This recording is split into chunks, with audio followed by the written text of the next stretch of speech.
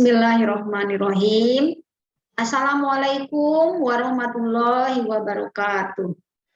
Apa kabar semuanya? Selamat berjumpa.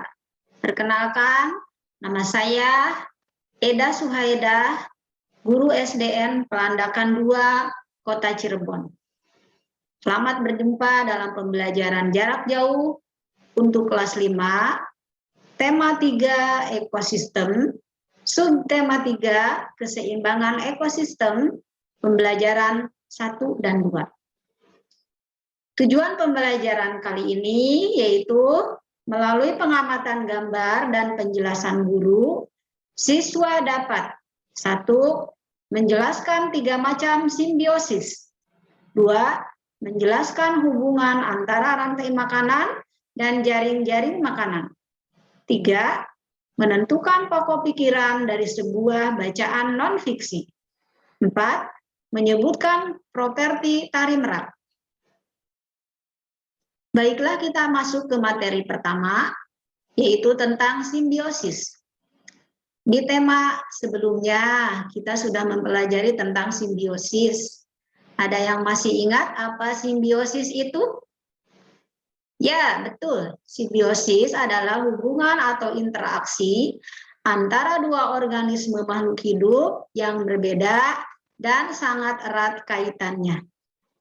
Ada berapa macam simbiosis itu? Ya, betul. Ada 3. Pertama adalah simbiosis mutualisme, simbiosis komensalisme, dan simbiosis parasitisme. Lalu apa itu simbiosis mutualisme?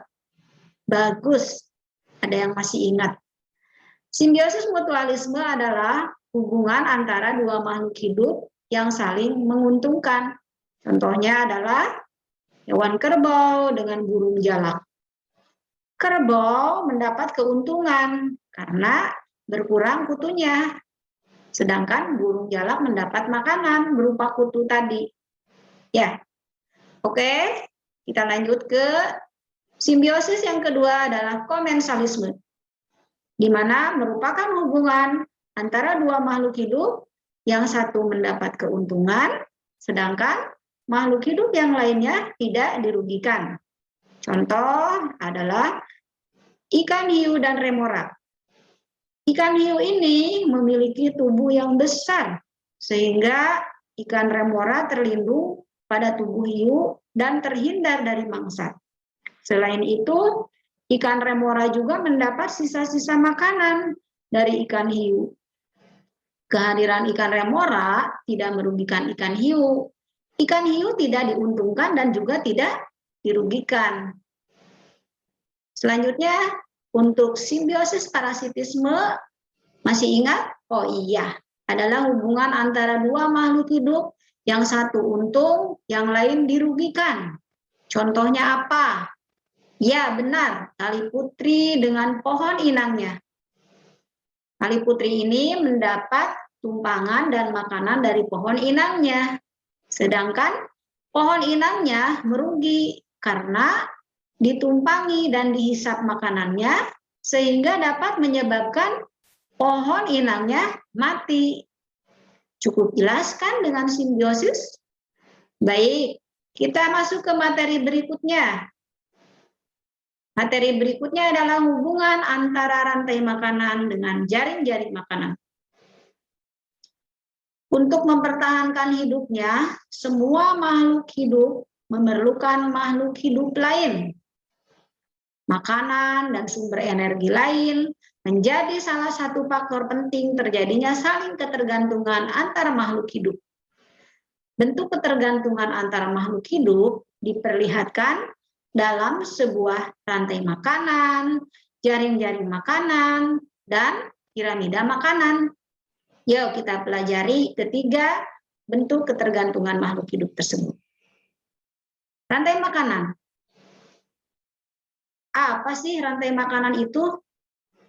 Ada yang sudah tahu? Ya, rantai makanan merupakan peristiwa makan dan dimakan dalam suatu ekosistem dengan urutan tertentu. Rantai makanannya banyak ya, contohnya ini yang ada di sawah. Nah, Kita lihat dari rantai makanan ini nomor 1 dimulai dari tumbuhan hijau, yaitu padi. Ya, ada panahnya kepada tikus, berarti padi dimakan tikus. Tikus dimakan ular, ular dimakan burung elang mati dan diuraikan oleh bakteri dan jamur pengurai menjadi humus dan nanti akan menjadi penyubur tanah. Ya. Selanjutnya ada contoh lain nih, rantai makanan di hutan. Ya, sini nomor 1-nya adalah rumput. Ya, rumput dimakan kelinci, kelinci dimakan serigala, serigala dimakan harimau, harimau mati dan diuraikan oleh bakteri dan jamur pengurai menjadi humus dan dapat menyuburkan tanah. Cukup jelas? Baik. Nah, anak-anak, apabila kita perhatikan di dalam setiap rantai makanan tadi, ya, terdapat beberapa peran. Nah, peran apa saja ya? Oke. Ya, produsen, kemudian konsumen, dan yang ketiga ada yang berperan sebagai pengurai atau dekomposer. Apa itu produsen? Ya, betul. Produsen adalah makhluk hidup yang dapat membuat makanan sendiri dengan bantuan sinar matahari. Nah, ini disebut autotrof karena bisa membuat makanan sendiri. Apa itu? Iya, itu tumbuhan hijau. Betul.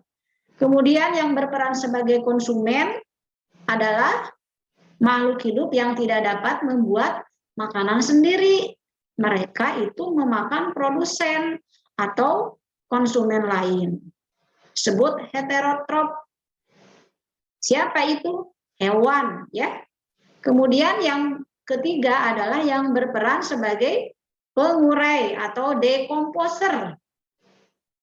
Nah, organisme ini menguraikan organisme yang sudah mati menjadi senyawa anorganik yang kemudian diserap oleh tanah dan nanti dihisap kembali oleh tumbuhan hijau. Nah, yang berperan sebagai pengurai adalah bakteri dan jamur. Baik, cukup jelaskan. Kita masuk ke materi yang ketergantungan makhluk hidup yang lain bisa dilihat pada piramida makanan. Kita perhatikan apa piramida makanan itu? Piramida makanan adalah gambaran perbandingan antara produsen, konsumen tingkat 1, konsumen tingkat 2, konsumen tingkat 3 berdasarkan biomasanya atau jumlahnya. Ini contoh piramida makanan. Dalam piramida makanan, apabila kita perhatikan, ini semakin ke puncak biomasanya itu atau jumlahnya itu semakin kecil ya, mengerucut ya, semakin kecil. Nah, untuk berikutnya yaitu jaring-jaring makanan. Jaring-jaring makanan itu apa ya? Nah, jaring-jaring makanan adalah kumpulan beberapa rantai makanan di dalam suatu ekosistem. Kita perhatikan ini ada jaring-jaring makanan. Nah, di dalam sebuah ekosistem dapat terbentuk lebih dari satu rantai makanan yang saling berhubungan satu sama lain. Kalau kita perhatikan dalam jaring-jaring makanan ini ada lebih dari satu rantai makanan, ya. Bahkan ini kalau dihitung ada 7, ya. Coba kita cek satu-satu, kita cek bersama-sama dimulai dari tumbuhan hijau, yaitu padi, ya. Padi dimakan tikus, tikus dimakan ular. Yang kedua, padi masih dimakan tikus, ya, tikus dimakan burung elang. Yang ketiga, rantai makanan yang ketiga adalah padi dimakan belalang, belalang dimakan katak, katak dimakan burung elang. Bagus. Kemudian yang keempat adalah padi dimakan belalang, belalang dimakan ayam, ayam dimakan burung elang. Rantai makanan yang kelima adalah padi dimakan belalang, belalang dimakan ayam. Ayam dimakan ular ya. Kemudian yang keenam, padi dimakan ulat, ulat dimakan katak, katak dimakan burung elang. Dan yang terakhir, yang ketujuh, ada padi dimakan ulat, ulat dimakan ayam, ayam dimakan burung elang. Wah, berarti dalam satu ekosistem ini bisa lebih dari dari 2 ya, sampai 7 ini. Bahkan mungkin bisa lebih. Cukup jelas anak-anak? Baik. Nah, apabila kita perhatikan di dalam jaring-jaring makanan juga terdapat 3 jenis hewan berdasarkan makanannya, ya. Kalau kita perhatikan tadi di dalam jaring-jaring makanan ini ada hewan yang memakan tumbuhan. Nah, ini disebut herbivora. Contohnya adalah ulat dan belalang. Kemudian ada juga hewan yang memakan hewan lain. Ya, kalau ini disebut karnivora. Contohnya adalah ular, katak, burung elang, ya. Dan yang ketiga adalah omnivora, yaitu hewan pemakan tumbuhan dan juga pemakan hewan. Nah, ini contohnya adalah ayam dan tikus, bisa makan tumbuhan, bisa makan hewan. Baik anak-anak, untuk materi IPA sudah jelas ya. Kita masuk ke materi berikutnya, pelajaran bahasa Indonesia. Kali ini kita akan mempelajari tentang teks non-fiksi. Apakah ada yang sudah tahu teks non-fiksi itu seperti apa? Ya, non-fiksi adalah teks yang bersifat faktual. Hal-hal yang terkandung di dalamnya adalah nyata, benar-benar ada di dalam kehidupan kita. Jenis teks non-fiksi contohnya adalah skripsi, jurnal, geografi, dan sebagainya. Kemudian apabila kita membaca teks non-fiksi, kita bisa membedakan macam-macam paragraf yang ada di dalamnya berdasarkan ide pokok atau berdasarkan letak ide pokoknya. Pada tema yang lalu kita sudah mempelajari tentang macam-macam paragraf. Ya, ada deduktif, induktif, dan campuran. Untuk paragraf deduktif adalah paragraf yang ide pokoknya terletak di awal paragraf, sedangkan induktif ada di akhir paragraf. Dan untuk paragraf campuran, ide pokoknya terletak di awal dan di akhir paragraf. Untuk lebih jelasnya, mari kita membaca teks non-fiksi yang berjudul Perubahan dalam Jaring-jaring Makanan. Di paragraf pertama, kita akan mencari paragraf jenis apa? Ya, alam senantiasa berubah. Setiap makhluk hidup di alam juga akan berubah. Perubahan pada satu bagian dari sebuah jaring-jaring makanan akan mengubah bagian yang lain. Pada musim hujan, ketika tumbuhan tumbuh subur, tanaman padi pun tumbuh subur. Meningkatnya jumlah tanaman padi pada ekosistem sawah akan meningkatkan jumlah hewan atau konsumen yang memakan padi, misalnya tikus sawah.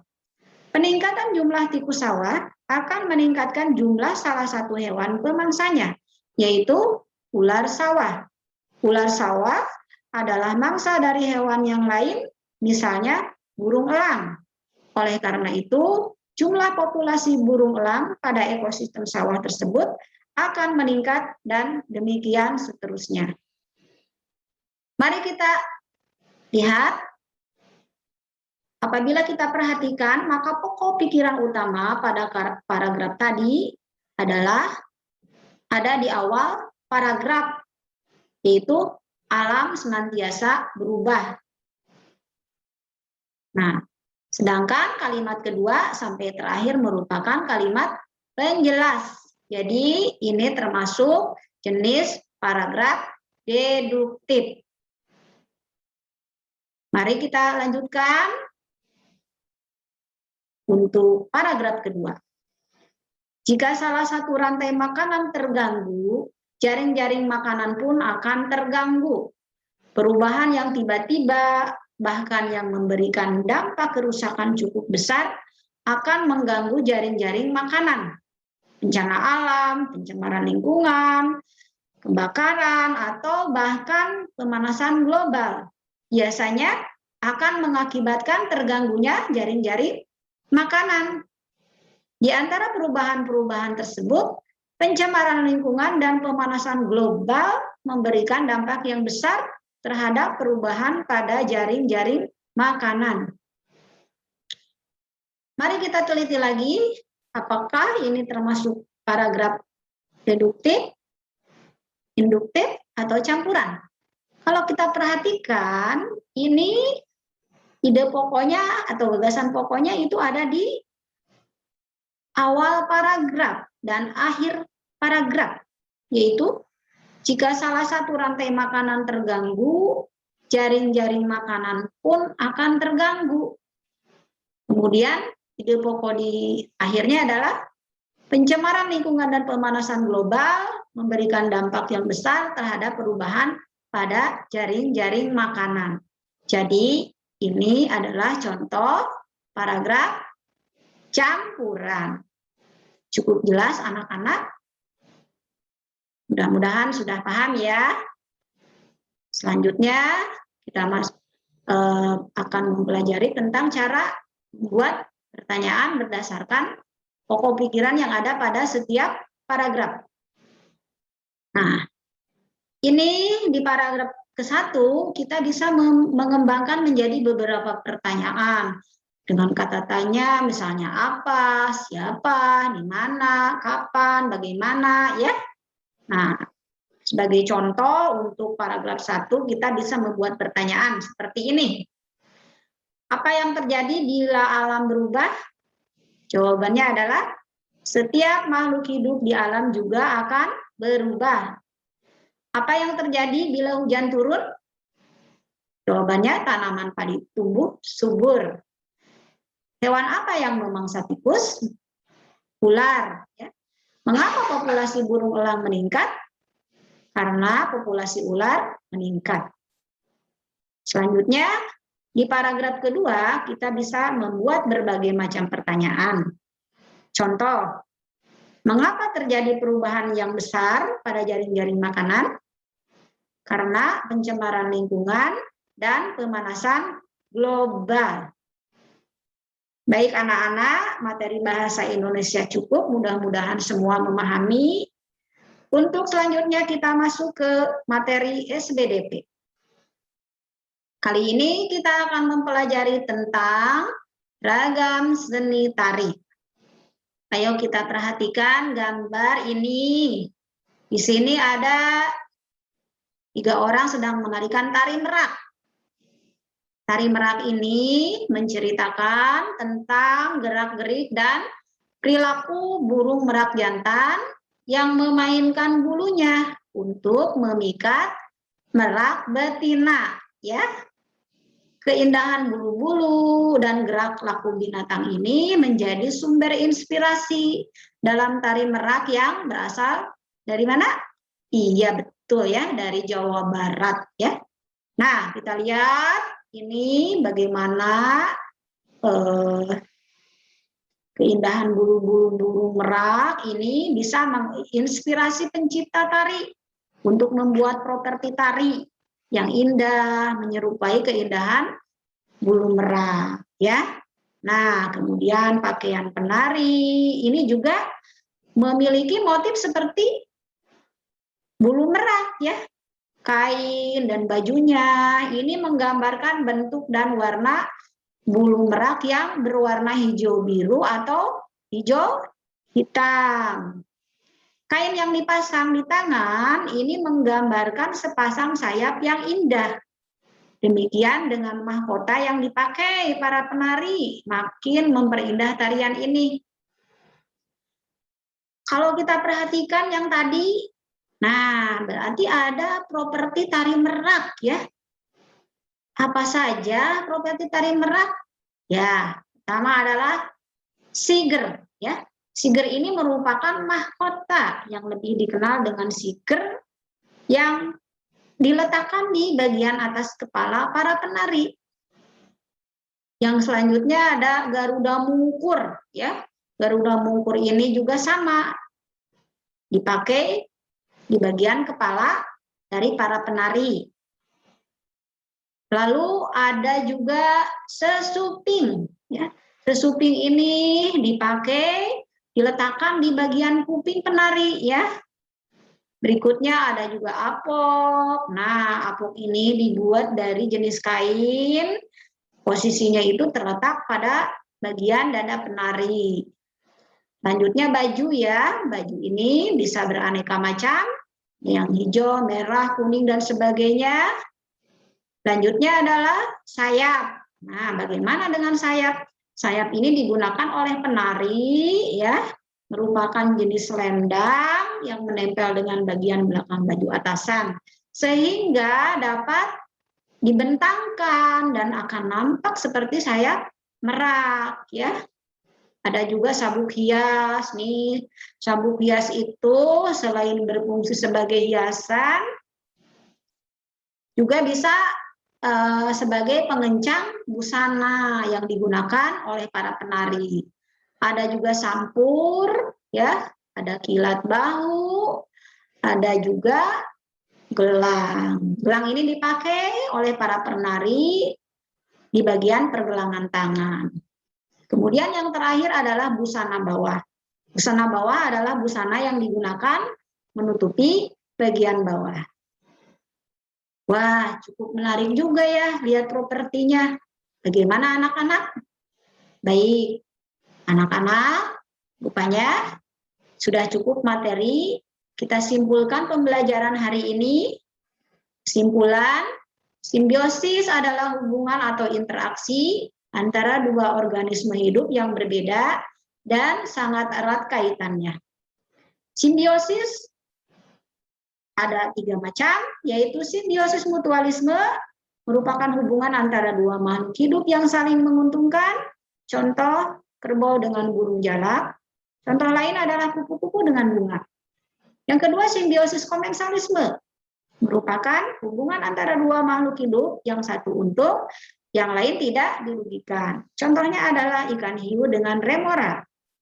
Atau bisa juga contoh lain anggrek dengan pohon inangnya. Yang ketiga adalah simbiosis parasitisme, merupakan hubungan antara dua makhluk hidup yang satu untung, yang lain dirugikan. Contohnya adalah tali putri dengan pohon inangnya. Untuk selanjutnya, rantai makanan merupakan peristiwa makan dan dimakan dalam suatu ekosistem, dalam suatu urutan tertentu. Kumpulan beberapa rantai makanan di dalam suatu ekosistem dinamakan jaring-jaring makanan. Piramida makanan adalah gambaran perbandingan antara produsen, konsumen 1, konsumen 2, konsumen tingkat 3 berdasarkan biomasanya atau jumlahnya. Di dalam rantai makanan terdapat beberapa peran, antara lain sebagai produsen yaitu tumbuhan hijau, konsumen yaitu hewan, pengurai atau dekomposer yaitu bakteri dan jamur. Selanjutnya, untuk teks non-fiksi adalah teks yang berisi sesuatu yang bersifat faktual.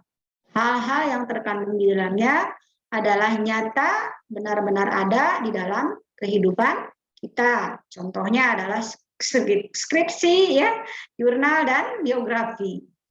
Kemudian untuk tari merak yang berasal dari Jawa Barat, diperlukan properti seperti siger, garuda mungkur, sesuping, apok, baju atasan, sayap, sabuk hias, sampur, kilat bahu, gelang, rok, hiasan telinga, hiasan sanggul, hiasan dada, dan busana bawah.